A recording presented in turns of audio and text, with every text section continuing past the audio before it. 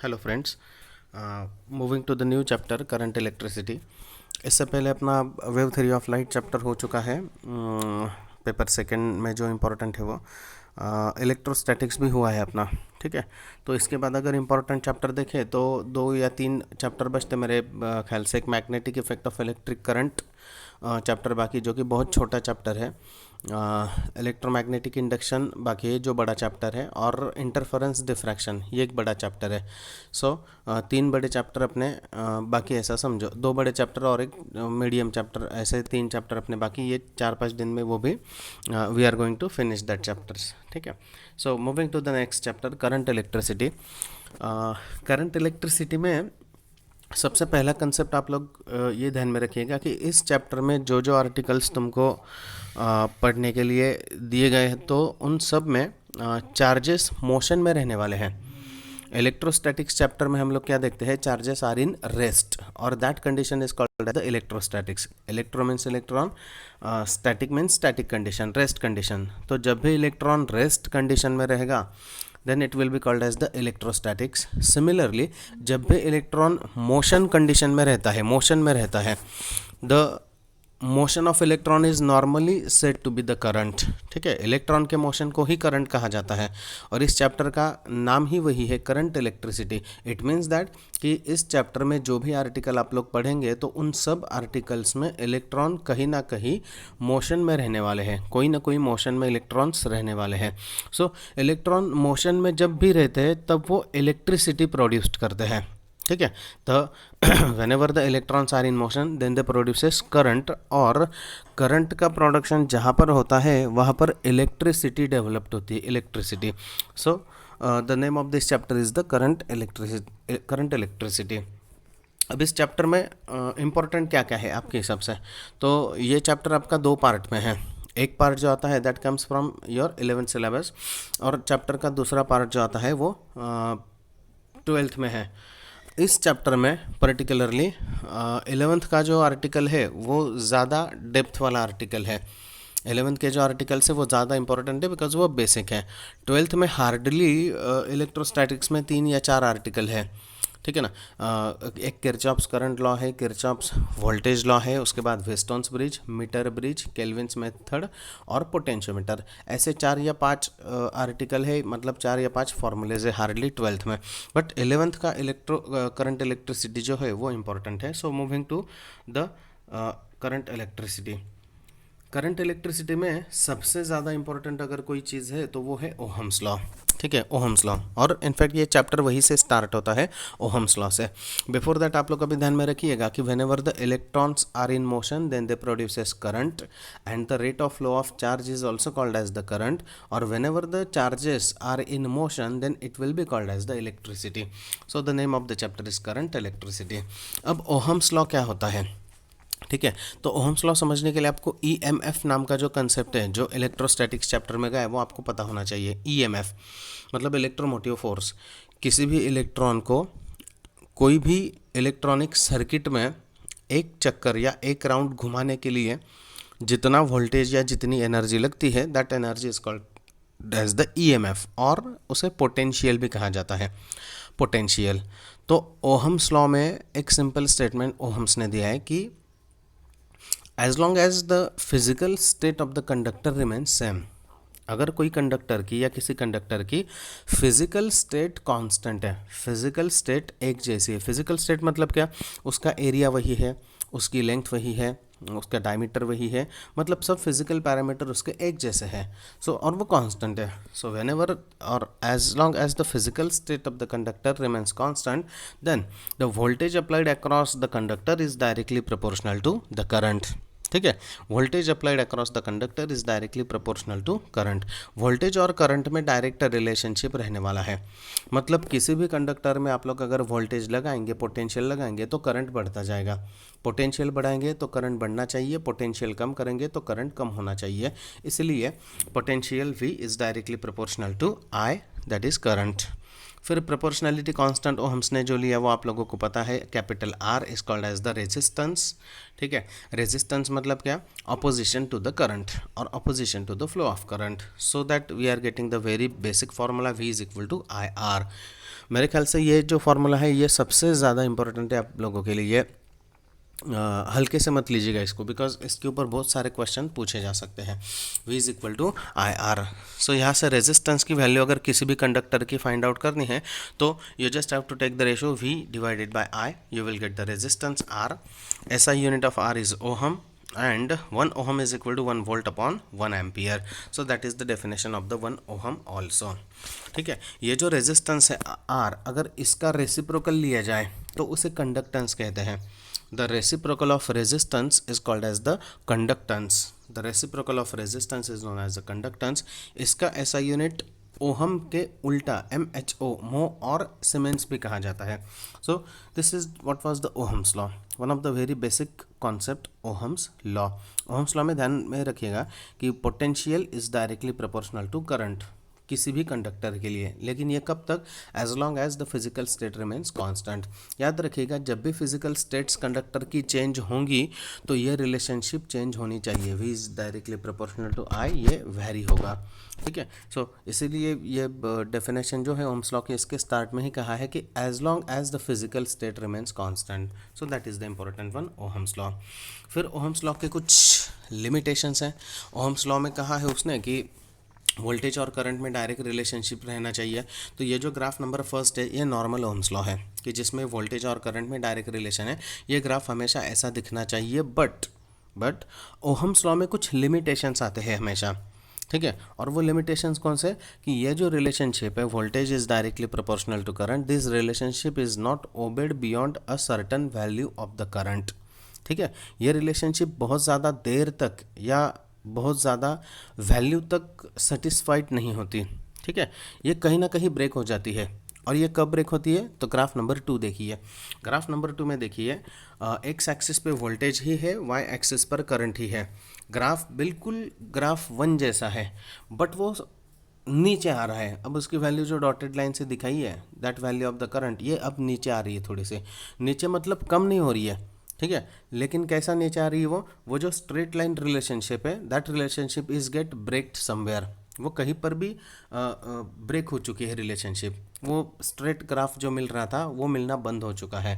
Current कम नहीं हो रहा है, ठीक है ना, याद में रखिए, करंट नीचे नहीं आ रहा है, माइनस में नहीं आ रहा है, बट करंट कम हो रहा है थोड़ा सा। मतलब जितना आप वोल्टेज लगा रहे हैं उस हिसाब से करंट बढ़ना चाहिए, उस हिसाब से करंट बढ़ना बंद हो चुका है। तो ये हो गया उसका लिमिटेशन ओहम्स लॉ का, कि beyond a certain value of the current and voltage the Ohm's law is not obeyed. अब ये क्यों होता है, ऐसा क्यों होता है, तो इसका पीछे एक सिंपल रीज़न है। मान लो कोई भी कंडक्टर है आपके पास, ठीक है, और उस कंडक्टर में 100 इलेक्ट्रॉन है, सपोज 100 इलेक्ट्रॉन्स आर देयर। एक एग्जांपल के तौर पर बता रहा हूँ मैं, 100 इलेक्ट्रॉन्स नहीं होते, मिलियंस ऑफ इलेक्ट्रॉन्स होते हैं, बट आपको समझने के लिए बता रहा हूँ। 100 इलेक्ट्रॉन्स उस कंडक्टर में है सपोज, ठीक है। आपने 10 वोल्ट वोल्टेज लगाया, 10 वोल्ट वोल्टेज लगाने के बाद सपोज 20 इलेक्ट्रॉन मूव कर रहे हैं, फिर वोल्टेज 20 वोल्ट कर दिया, ठीक है, तो इलेक्ट्रॉन डबल हो गए, 40 हो गए। फिर वोल्टेज और डबल कर दिया, 40 वोल्ट कर लिया, 80 इलेक्ट्रॉन फ्लो हो रहे हैं। फिर अब आप 40 का वोल्टेज अगर 80 कर देंगे तो इलेक्ट्रॉन्स 80 के 160 नहीं होंगे, इलेक्ट्रॉन्स तो 100 ही है कंडक्टर में, मतलब इलेक्ट्रॉन्स लिमिटेड है, ठीक है। तो लिमिटेड इलेक्ट्रॉन्स की वजह से वो 100 के 100 इलेक्ट्रॉन्स जब when all the electron contributes in the current, no more electron remains in the metal. Electrons में, मेटल में भी इलेक्ट्रॉन्स ही नहीं है, और जितने थे जितने हैं उतने सब के सब करंट कंट्रीब्यूट कर रहे हैं। तो इसीलिए ये रिलेशनशिप जो है वो आगे जाके ब्रेक होना शुरू कर देती है। तो इसे सैचुरेशन कहा जाता है, this is called as the saturation, and this is what was the limitation of the Ohm's law. Ohm's law का सबसे और एक लिमिटेशन है, इंपॉर्टेंट लिमिटेशन, सेमी कंडक्टर में Ohm's law is not obeyed in the semiconductor, ठीक है। Semiconductor में भी ये जो थर्ड ग्राफ है, this is SC semiconductor, X axis पर वोल्टेज ही है, वाई एक्सिस पर करंट है, लेकिन दोनों का ग्राफ आप देखिए। पहला जो क्वाड्रेंट में पहला ग्राफ दिख रहा है वो फॉरवर्ड बायस के लिए है, और तीसरे क्वाड्रेंट में जो ग्राफ दिख रहा है that is for the reverse bias. दोनों ही ग्राफ का नेचर लगभग एक जैसा है, लेकिन स्ट्रेट लाइन नहीं है। इनिशियली स्लो इंक्रीमेंट है, बाद में सडन राइज है, थर्ड क्वाड्रेंट में भी इनिशियली स्लो डिक्रीमेंट है, बाद में सडन राइज है। तो ये दोनों ग्राफ इस तरीके से रन करते हैं। This is the limitations of the Ohm's law. Moving to the next important article, specific resistance. Specific मतलब पर्टिकुलर, पर्टिकुलर रेजिस्टेंस। तो रेजिस्टेंस पर्टिकुलर कैसे फाइंड आउट करते हैं, तो इसके लिए आप लोगों को पता होना चाहिए कि resistance depends on the two factor. Resistance is directly proportional to the length of the conductor and inversely proportional to the area. ठीक है, जितना कंडक्टर की लेंथ बढ़ेगी उतना रेजिस्टेंस बढ़ने वाला है, लेकिन जितना एरिया आप कंडक्टर का ज़्यादा लोगे उतना उसका रेजिस्टेंस कम होने वाला है। इसलिए resistance is directly proportional to the length, inversely proportional to the area. अब ये प्रोपोर्शनैलिटी साइन निकालने के लिए यहाँ पर भी एक कांस्टेंट पुट कर दिया, that constant is called as the rho, और इस रो को कहा जाता है specific resistance, means particular resistance. When you knows the length and area of the conductor, then we have to find out the resistance of the conductor called as the specific resistance. So रो की value आती है R into A divided by L. इसका ऐसा unit है ohm metre. ठीक है, और पहले जो अपन ने डेफिनेशन देखी थी कंडक्टेंस, तो conductance sigma is equal to 1 upon specific resistance, that is rho. So rho is equal to 1 upon sigma. इसीलिए कहा जाता है conductance and resistance are reciprocals of each other. Resistance का उल्टा कंडक्टेंस होता है, कंडक्टेंस का उल्टा रेजिस्टेंस होता है। So this will be again the important definition. Now moving to the next one, temperature coefficient of resistance नाम का एक आर्टिकल है। Resistance, temperature coefficient of resistance मतलब क्या, तो किसी भी कंडक्टर का रेजिस्टेंस जो है वो टेम्परेचर पे डिपेंड करता है। ठीक है, द रेजिस्टेंस और the resistor whose resistance depends on the temperature. ठीक है, उसे कहा जाता है temperature coefficient of resistance. Normally उसको थर्मिस्टर कहा जाता है, thermistor. The resistor whose resistance depends upon the temperature is called as the thermistor. तो टेम्परेचर कोएफिशिएंट ऑफ रेजिस्टेंस में रेजिस्टेंस जो होता है मटेरियल का, it varies with the temperature, ये टेम्परेचर के साथ वेरी होता है। इसमें दो टाइप से, टेम्परेचर इंक्रीज होने के बाद अगर रेजिस्टेंस इंक्रीज होता है तो उसे positive temperature coefficient of resistance कहा जाता है, और टेम्परेचर इंक्रीज होने के बाद अगर रेजिस्टेंस डिक्रीज होता है तो उसे negative temperature coefficient of resistance कहा जाता है। अब ग्राफ में देखिए, एक्स एक्सिस पर टेम्परेचर है, वाई एक्सिस पर रेजिस्टेंस है, और टेम्परेचर जैसे जैसे बढ़ रहा है तो रेजिस्टेंस भी बढ़ रहा है। मतलब यहाँ पर रेजिस्टेंस टेम्परेचर के डायरेक्ट रिलेशन में है, टेम्परेचर बढ़ रहा है, रेजिस्टेंस बढ़ रहा है, तो ये हुआ पीटीसी। इसमें अल्फा नाम का एक पैरामीटर कैलकुलेट करते हैं जिसे कहा जाता है टेम्परेचर कोएफिशिएंट ऑफ रेजिस्टेंस, खुद अल्फा। अल्फा की वैल्यू आती है R T means resistance at T temperature minus R zero resistance at zero divided by R zero T, T मतलब टेम्परेचर फिर से, और इस पर से अल्फ़ा भी निकाला जाता है जो मैंने दे दिया है वहाँ पर। देखिए alpha is equal to 1 upon R zero D R by D T. ये D R by D T is the slope of the graph. कई बार आप लोगों को क्वेश्चन ग्राफ के हिसाब से भी पूछा जाता है, कोई ग्राफ दे देंगे आपको और बताएंगे कि what is the value of the alpha from the graph. ठीक है, 4 वैल्यूज़ दे देंगे आप लोगों को, करेक्ट वैल्यू निकालनी। तो ये फॉर्मूला याद में रखिए, 1 upon R zero, original resistance R zero, ये 10, 100, 20 ऐसे वैल्यूज़ आपको दे देंगे, कैलकुलेशन ईजी होना चाहिए इसलिए। और D R by D T is the slope. So this is the temperature coefficient of resistance. अब मैंने आपको पहले ही बोला कि टेम्परेचर कोएफिशिएंट ऑफ रेजिस्टेंस के दो टाइप्स हैं, पीटीसी और एनटीसी। पीटीसी में मैंने कहा कि positive temperature coefficient, negative temperature coefficient means NTC. PTC में क्या होता है, जैसे ही टेम्परेचर बढ़ता है वैसा रेजिस्टेंस भी बढ़ता है, तो वो हुआ पीटीसी। लेकिन टेम्परेचर बढ़ने के बाद अगर रेजिस्टेंस कम होता है तो वो हो गया NTC. So PTC and NTC दोनों के ग्राफ मैंने प्लॉट कर दिए हैं, इन्हें थर्मिस्टर्स कहा जाता है। One more article is there जो मैंने लिया नहीं यहाँ पर, आप लोग घर पे पढ़ लीजिएगा उसको, colour code for the register. ये सिंपल आर्टिकल है, बहुत क्वेश्चन पूछने के चांसेस कम है बिकॉज सीबीएसई के कुछ सिलेबस में ये आर्टिकल उनको 8वीं या 9वीं में दिया हुआ है, 9th क्लास में, ये अपने को 11th में था स्टेट बोर्ड वालों को।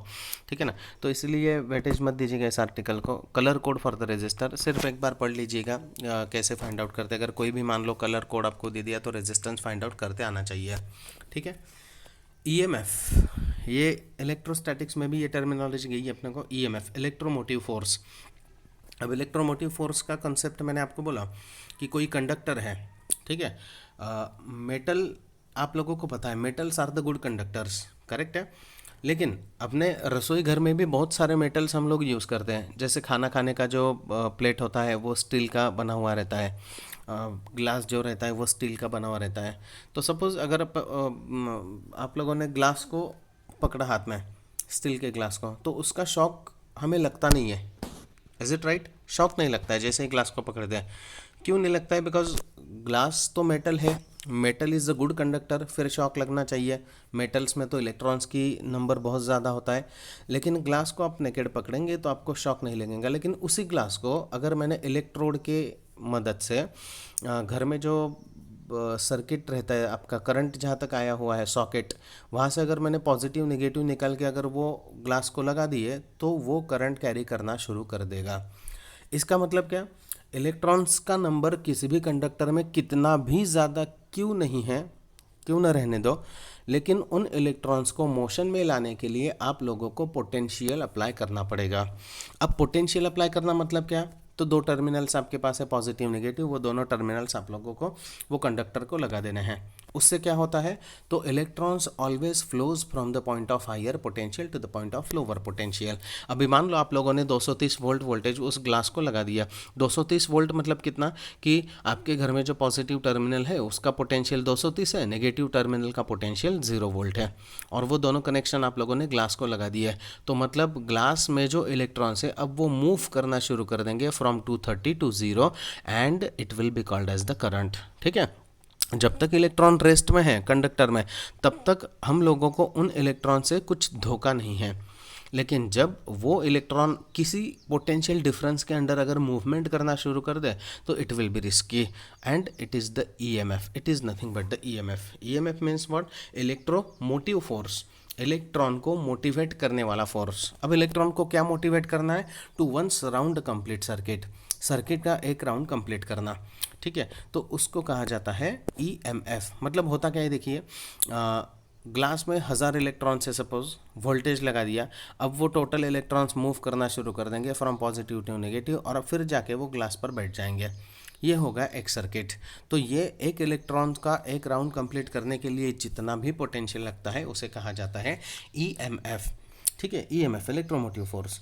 अब ये ईएमएफ लगाने के लिए आर्टिफिशियल सोर्सेस हम लोग यूज़ करते हैं। ठीक है? जैसे अपने घर में जो करंट वोल्टेज आता है एमएसबी से, वो अगर वो नहीं है तो बैटरी यूज़ करते हैं, नहीं तो सेल यूज़ करते हैं। ठीक है? तो सेल जो रहता है, अब देखिए सेल का भी पॉजिटिव नेगेटिव होता है, बैटरी को भी पॉजिटिव नेगेटिव होता है, अपने घर में जो कनेक्शन है उसको भी पॉजिटिव नेगेटिव होता है। तो ये सब इलेक्ट्रॉन्स का फ्लो होने के लिए होता है। ठीक है? तो जब सेल आप लोग यूज़ कर रहे हैं, सपोज 1.5 वोल्ट का सेल है, 1.5 वोल्ट, 1.5 वोल्ट, ठीक है, और आप लोगों ने उसको क्लॉक में लगा दिया है, तो क्लॉक में जब आप लोग 1.5 वोल्ट का सेल यूज़ करते हो, ठीक है, तो उस 1.5 वोल्ट में से कुछ वोल्टेज जो है, somewhat voltage is used by the electron to overcome the internal resistance of that cell. ठीक है? सेल जिस मटेरियल से बना हुआ है, सेल जिस मटेरियल से बना हुआ है, उस मटेरियल में से फ्लो होने के लिए, ट्रांसफ़र होने के लिए वो इलेक्ट्रॉन कुछ पोटेंशियल खुद यूज़ कर लेता है सेल का ही, तो उस रेजिस्टेंस को कहते हैं इंटरनल रेजिस्टेंस। ठीक है? और internal resistance is calculated as, formula दिया हुआ है, आप लोग कैलकुलेशन देख सकते हैं। ठीक है? Internal resistance of the cell, diagram भी है और फार्मूला भी है करंट का, आप लोग R+R को साइड में लेके जाके कैलकुलेशंस कर सकते हैं। इलेक्ट्रॉन जब भी सर्किट में फ्लो होता है तब वर्क डन होता है, और वर्क डन कितना होता है? I²RT। I is the current, R is the resistance, T is the temperature in this case. ठीक है? ये जो फार्मूला है ये इसके लिए दिया गया, ये जूल्स लॉ है actually, Joule's law of heating effect. ठीक है? तो उसको याद में रखेगा। H, work done is equal to the heat dissipated in the circuit, H is equal to I²RT। इससे पावर का भी फार्मूला मिलता है, power is equal to work upon time. ये सिंपल है, आप लोगों को गया हुआ है। So this is what was about the current electricity of the 11th। ये 11th का करंट इलेक्ट्रिसिटी यहाँ तक आपको है। इसके बाद 12th का करंट इलेक्ट्रिसिटी जो है वो शुरू कर देंगे आज शाम तक या कल तक, वो भी वीडियो में अपलोड कर दूंगा। ठीक है? Thank you.